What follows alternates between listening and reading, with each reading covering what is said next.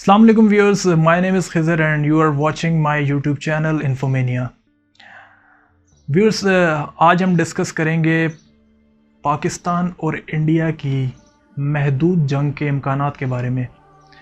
आप सब बखूबी इस बात से वाकिफ़ होंगे कि पिछले दिनों में भारत और चीन की लद्दाख के इलाके में लड़ाई इस शिद्दत इख्तियार कर गई कि भारत को उसमें सुबकी का सामना करना पड़ा। चीन और भारत दोनों लद्दाख के इलाका एक डिस्प्यूटेड टेरिटरी है जिस पे दोनों क्लेम करते हैं कि ये उनका इलाका है।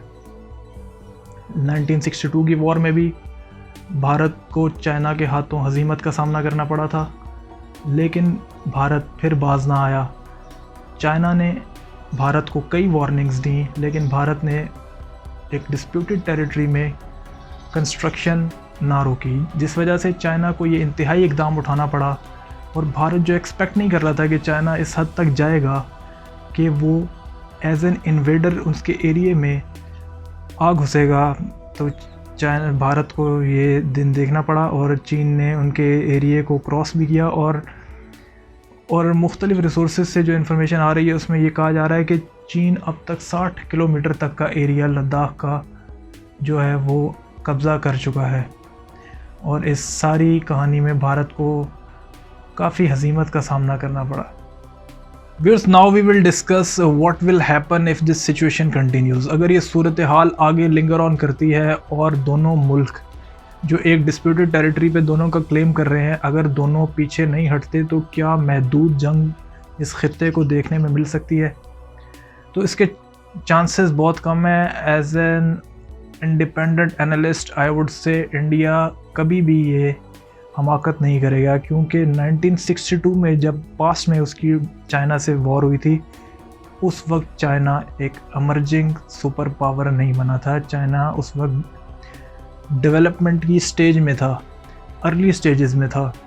लेकिन अब चाइना जो कि यूएसए को रिप्लेस करने जा रहा है, ऐसे मुल्क के साथ अगर India one on one full fledge war की कंडीशन में जाता है तो इंडिया को बहुत भारी कीमत चुकानी पड़ेगी, और इंडिया को बखूबी इस बात का अंदाज़ा है।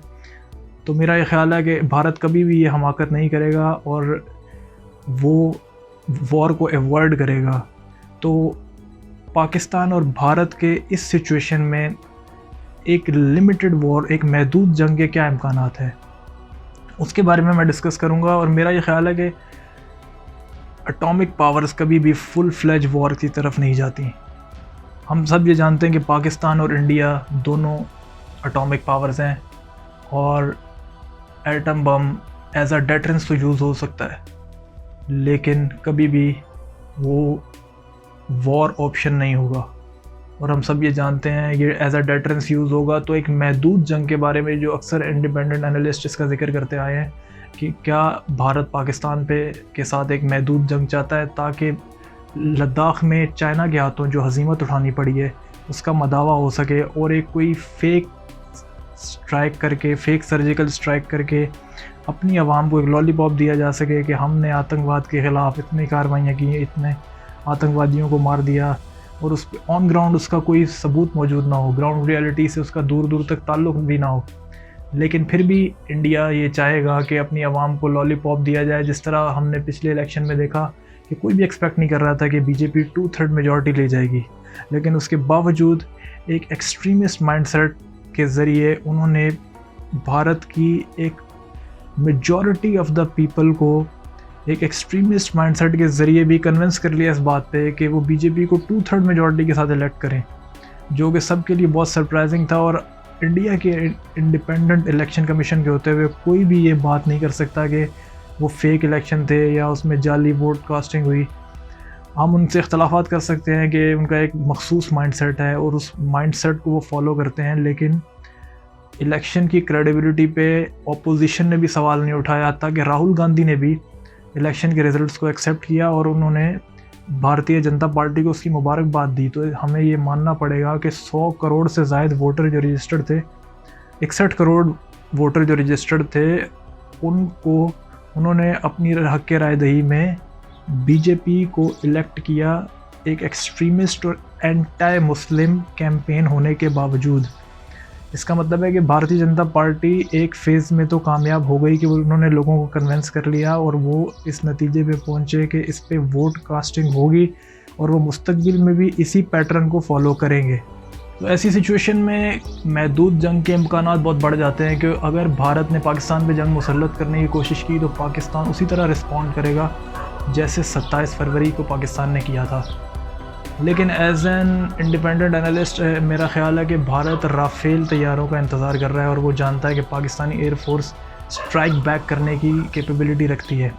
और राफ़ेल तैयारों के आने के बाद वो जानता है कि पाकिस्तान के पास लिमिटेड नाइट विजन इक्विपमेंट है, तो अगर रात की तारीकी में राफ़ेल के साथ अटैक किया जाए तो पाकिस्तान को नुकसान पहुंचाया जा सकता है। और अगर पाकिस्तान को उन्होंने 20% भी डैमेज किया और जानी नुकसान ना भी हुआ तो भारतीय मीडिया बात का बतंगड़ बनाने में अपना सानी नहीं रखता। वो इतना बढ़ा चढ़ा के उसको एग्जैजरेट करके पेश करेंगे ताकि अपनी आवाम को सेटिस्फाई किया जा सके और उनका चाइना की तरफ से जो उनको हज़ीमत का सामना करना पड़ा है उसका मदावा किया जा सके। और मेरा ख़्याल है कि आने वाले कुछ दिनों में भारत ये इंतहाई इक़दाम उठाकर पाकिस्तान को टेस्ट ज़रूर करेगा। तो पाकिस्तान एयरफोर्स को अलर्ट रहना चाहिए और पेट्रोलिंग को बढ़ा देना चाहिए, क्योंकि आज़ाद कश्मीर की तरफ बहुत ज़्यादा ख़तरा है पाकिस्तान को, क्योंकि इंडिया उस एरिए में अटैक करने की बार बार उनके पॉलिटिशियंस भी और सुनने और रिसोर्सेज भी यही बता रहे हैं कि आज़ाद कश्मीर की तरफ पाकिस्तान पर अटैक किया जा सकता है। व्यूअर्स, अगर भारत ने 27 फरवरी वाली गलती दोबारा की तो हम यही एक्सपेक्ट करते हैं अपनी एयरफोर्स से कि उसको एक मुंह तोड़ जवाब मिले और वो आइंदा ये गलती दोहराने की कोशिश ना करे। सो लेट्स सी आने वाले चंद दिनों में सूरत हाल किस तरफ जाती है। Hope you enjoyed that video. Don't forget to subscribe that channel. Thank you so much for your time. Allah Hafiz.